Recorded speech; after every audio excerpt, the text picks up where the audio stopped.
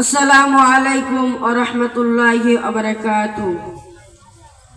अल्हम्दुलिल्लाहि रब्बिल आलमीन वस्सलातु वस्सलामु अला नबिय्यिना मुहम्मदिन व अला आलिहि व सहबिहि अजमाइन। अम्मा बाद, अऊज़ु बिल्लाहि मिनश शैतानिर रजीम। बिस्मिल्लाहिर रहमानिर रहीम। इक़रा बिस्मि रब्बिकल्लज़ी खलक़। व क़ाला नबी सल्लल्लाहु अलैहि वसल्लम तलाबुल इल्मी फरीज़तुन अला कुल्लि मुस्लिमीन।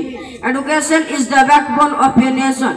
শ্রদ্ধেয় সম্মানীয় সভাপতি মহাশয় ও বিচারের আসনে আসীন ন্যায় প্রায়ণ বিচারক মণ্ডলীগণ ও মঞ্চ উপবিষ্ট বিভিন্ন স্তরের স্থল বিশিষ্ট ব্যক্তিবর্গগণ, আজকে এই বাৎসরিক প্রতিযোগিতামূলক অনুষ্ঠানে এই ইভেন্টে আমার চয়নকৃত বিষয় হচ্ছে মানব জীবনে সুশিক্ষার প্রয়োজনীয়তা।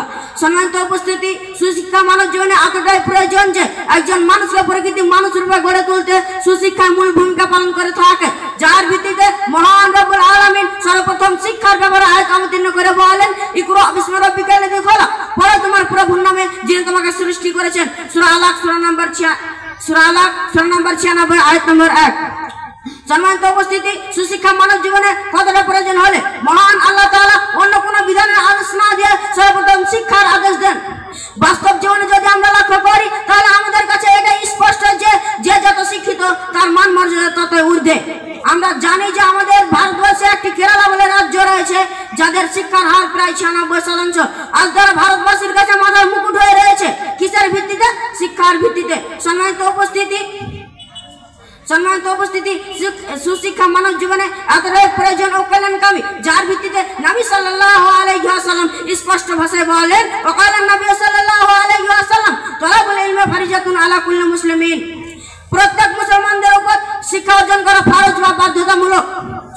আমরা যদি আমাদের সোসাইটির দিকে লক্ষ্য করি তাহলে আমাদের কাছে এটা স্পষ্ট যে আজ আমরা পরলৌকিক শিক্ষা থেকে দূরে সরার কারণে সমাজ এতটাই কুলসিত হয়েছে যে এমন একটা কার্যকলাপ দেখতে পাচ্ছি না যেটা শরীয়ত অ্যাকসেপ্ট করছে। পক্ষান্তরে কর্তব্য শিক্ষাকে পরিত্যাগ করছি, যার ভিত্তিতে আজ আমরা অন্যের দাসত্বে রূপান্তরিত হয়েছি। আমাদের শিক্ষার হার এত শোচনীয় অবস্থা হওয়া সত্ত্বেও আজ আমরা কোনো পর্যবেক্ষণ করছি না। আমাদের যেন এরকম দুর্দশা না হয় তাই মহান রব্বুল আলামিন বিভিন্ন ইঙ্গিত ও ইশারা করে বলেন, কুল হাল ইয়াস্তাবিল্লাযীনা ইয়ালামুন ওয়াল্লাযীনা লা ইয়ালামুনা ইন্নামা ইয়াতাযাক্কারুল উলুল আলবাব।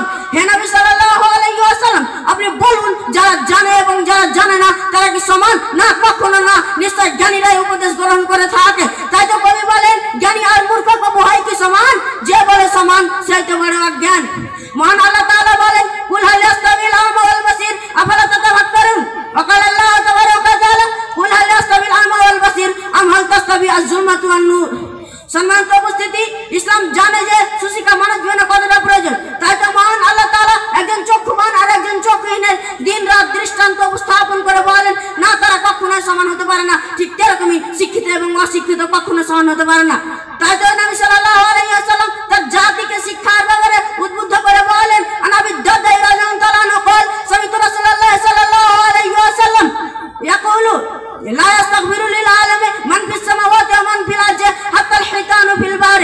রাজাহু ইবনে মাজাহ। আনাবি দাদাই রাদিয়াল্লাহু তাআলা বলেন, রাসূলুল্লাহ সাল্লাল্লাহু আলাইহি ওয়াসাল্লামকে আমি বলতে শুনেছি, তিনি বলেন, নিশ্চয় আলমদের জন্য আসমান ও পৃথিবীর মধ্যে যা কিছু আছে সবকিছু ইস্তেগফার করেন, এমনকি সমুদ্র মাছ পর্যন্ত।